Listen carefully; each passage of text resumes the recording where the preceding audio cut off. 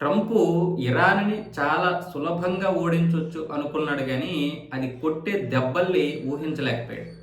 ఈరోజు హార్మోజ్ జలసంధిని ఇంత ఇంత పగడ్బందీగా బంధిస్తుందని ఊహించలేకపోయాడు. ఎన్ని ప్రయత్నాలు చేసినా సరే ఇప్పుడు హార్మోజ్ జలసంధి నుంచి ఒక్క నౌకను కూడా బయటికి పంపించలేకపోతున్నాడు. అంతకుముందు ఏమన్నాడు?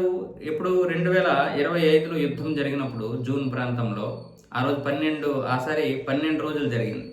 అప్పుడు కొంచెం ఒడిదుడుకులు వచ్చాయి కానీ ఇంత ఒడిదుడుకులు అయితే రాలేదు. హార్మోజ్ జలసంధి పూర్తిగా క్లోజ్ చేయలేదు ఇరాన్. దాని యొక్క ప్రయత్నాలు ఏవో దాన్ని చేసుకుంది. దానివల్ల ఆ చిన్న చిన్న సమస్యలు ఏమైనా వస్తే అమెరికా తీర్చేసింది. అందుకే ఈసారి కూడా అలాగే అనుకున్న ట్రంప్. అందుకే అంతకుముందు దీనికి సంబంధించినటువంటి మంత్రి క్రిస్ కూడా ఏమన్నాడు? క్రిస్ వైటు ఏం పర్వాలేదు, ఎటువంటి చమురు ఇబ్బందులు అయితే రావు, యుద్ధం చేసుకోవచ్చు అన్న విధంగా మాట్లాడాడు. ట్రంప్ కూడా దాన్నే నమ్మేశాడు. చివరికి యుద్ధం 2026 ఫిబ్రవరి 28వ తారీఖున మొదలైంది. అయాతుల్లా అలీ ఖమేనీని చంపేశారు. కానీ ఇరాన్ ఏం చేసింది? ఇరాన్ ఏం చేసింది? వెనక్కి తగ్గకుండా తన దగ్గర ఉన్నటువంటి క్షిపణులతోని డ్రోన్లతోని గల్ఫ్ దేశాల మీద దాడి చేసింది.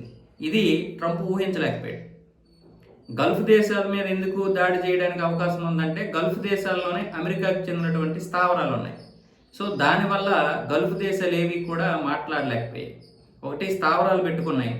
2, ఇరాన్ మీదకి దాడి చేస్తే ఖురాన్ ఒప్పుకోదు.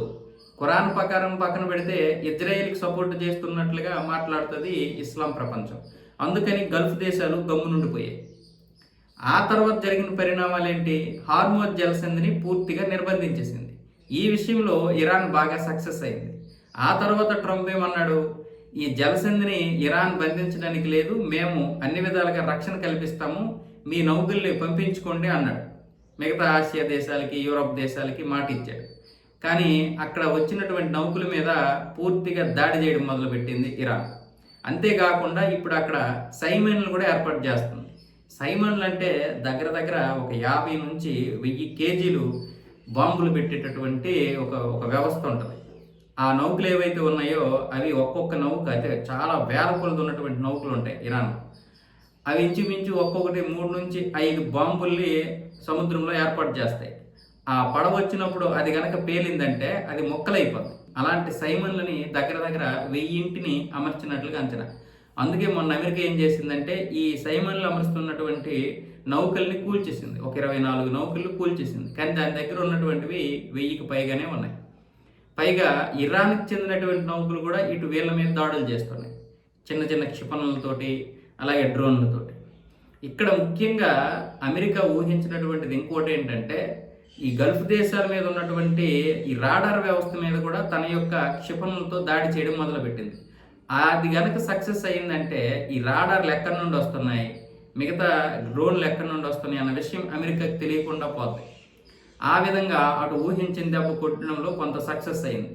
ఇటువైపు ఏమొచ్చేసి ఇప్పుడు హార్మోజ్ జలసంధిని పూర్తిగా నిర్బంధించడమే కాకుండా మాట వినటువంటి ఈ షిప్పుల్ని కాల్చిపారేస్తుంది. అది భారతదేశమా, చైనానా, థాయిలాండ్ అని అర్థం లేదు. నిన్న 3 షిప్పుల మీద ఇలాంటి దాడే చేసింది.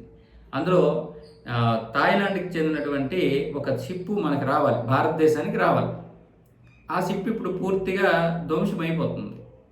ఎందుకు అంటే అనుమతులు లేకుండా కదిలిందనే ఉద్దేశంతో. సో ఇక ఇరాన్ ఎవరి షిప్ అయినా సరే, ఏ నౌకనైనా సరే ముంచేయడానికి ప్రయత్నాలు చేస్తుంది. ఇప్పుడు ఈ చమురు వల్ల ఆర్థిక సంక్షోభంలో అన్ని దేశాలు కూడా చిక్కుకున్నాయి. ఇప్పుడు దేశాలన్నీ కూడా అమెరికా మీద ఒత్తిడి తీసుకొస్తున్నాయి.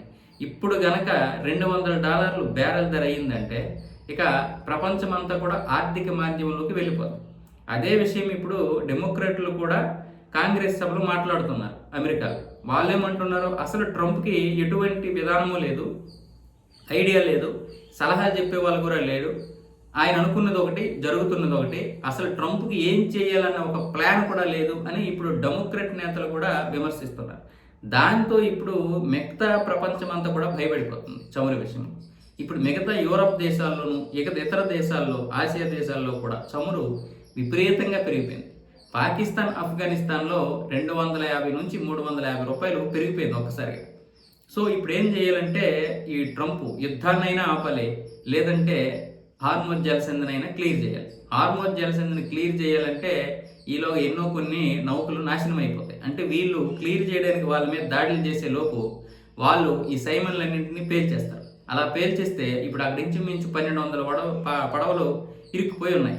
సో ఈ 1200 పడవలలో ఎన్నో కొన్ని నాశనం అయిపోతాయి. అది ఇంకా పెద్ద నష్టం. కాబట్టి ఇప్పుడు ఏమీ చేయలేనటువంటి పరిస్థితుల్లో ట్రంప్ ఉన్నాడు. మరొక వైపు అమెరికాకు చెందినటువంటి సైన్యం కూడా అక్కడ దొరికిపోయాయి.